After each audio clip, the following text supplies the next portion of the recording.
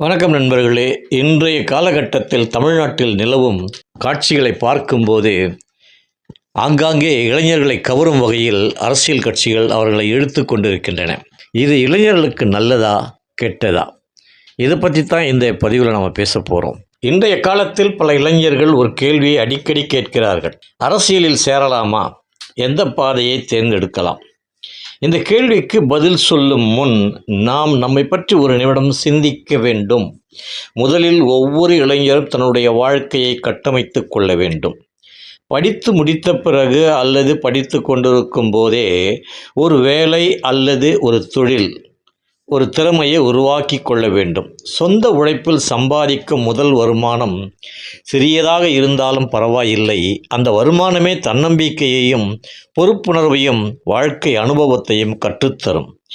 ஒருவரின் எதிர்காலத்தை மாற்றுவது அரசியல் அல்ல, அவருடைய உழைப்பும் திறமையும் தான். பலர் அரசியலில் புகழ், செல்வாக்கு, வெற்றி ஆகியவற்றை காண்கிறார்கள். ஆனால் அதன் பின்னால் இருக்கும் பல வருட உழைப்பு, பொருளாதார நிலைத்தன்மை மற்றும் வாழ்க்கை போராட்டங்களை கவனிப்பதில்லை. ஒரு வலுவான அடித்தளம் இல்லாமல் அரசியலுக்குள் செல்வதே இன்னும் கட்டப்படாத வீட்டின் மேல் மாடி கட்ட முயற்சிப்பது போன்றது. அரசியல் என்பது சமூகத்திற்கு சேவை செய்யும் ஒரு கருவி.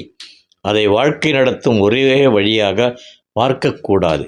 முதலில் தனிப்பட்ட வாழ்க்கையில் நிலைத்து நிற்க வேண்டும். குடும்பத்தை கவனிக்க வேண்டும். பொருளாதார சுதந்திரத்தை அடைய வேண்டும். அதன் பிறகு சமூக பணியிலும் பொது வாழ்விலும் ஈடுபடலாம். இன்றைய பெற்றோர்களுக்கும் ஒரு பொறுப்பு இருக்கிறது.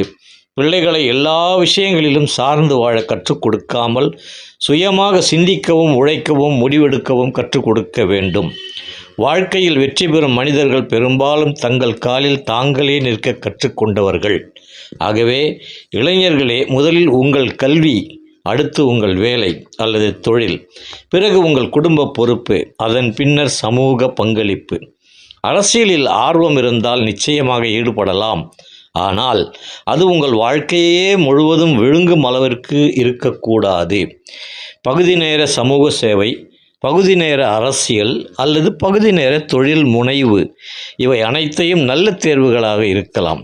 ஆனால் முழு நேரமாக உங்கள் கனவுகளையும் எதிர்காலத்தையும் விட்டுவிட்டு அரசியலில் இறங்குவதற்கு முன் உங்களுடைய வாழ்க்கை அடித்தளம் உறுதியாக உள்ளதா என்று கேட்டுக்கொள்ளுங்கள். ஏனெனில் சமுதாயத்தை மாற்ற நினைப்பவன் முதலில் தனது வாழ்க்கையை உருவாக்கி கொள்ள வேண்டும். வெளியிலிருந்து பார்க்கும்போது அரசியல் என்பது பதவி, அதிகாரம், செல்வாக்கு, புகழ், பணம் ஆகியவற்றை பெறும் வழியாக தெரியும். குறிப்பாக ஊடகங்களில் அதிகம் தெரியும் முகங்கள், பெரிய மேடைகள், பாதுகாப்பு வாகனங்கள், அதிகார மையங்கள் போன்றவற்றை பார்க்கும்போதே அந்த எண்ணம் இயல்பாக வருகிறது. ஆனால் மறுபக்கம் அரசியல் என்பது மக்களுடன் தொடர்பில் இருப்பது, விமர்சனங்களை எதிர்கொள்வது, தேர்தல் வெற்றி தோல்விகளை சந்திப்பது, பொதுநல பிரச்சனைகளில் ஈடுபடுவது, நீண்டகால அர்ப்பணிப்புடன் செயல்படுவது என்ற அம்சங்களையும் கொண்டது. எனவே அரசியலை வெறும் பணம் சம்பாதிக்கும் தொழில் என்று மட்டும் பார்ப்பவர்களும் இருக்கிறார்கள். பொது சேவைக்கான தளம் என்று பார்ப்பவர்களும் இருக்கிறார்கள். நடைமுறையில் இந்த இரு பார்வைகளும் சமூகத்தில் காணப்படுகின்றன. ஒருவருக்கு தனிப்பட்ட வாழ்க்கையில் சுயநிறைவு இருந்தால் அவர் அரசியலிலும் அதிக சுதந்திரமாக செயல்பட முடியும்.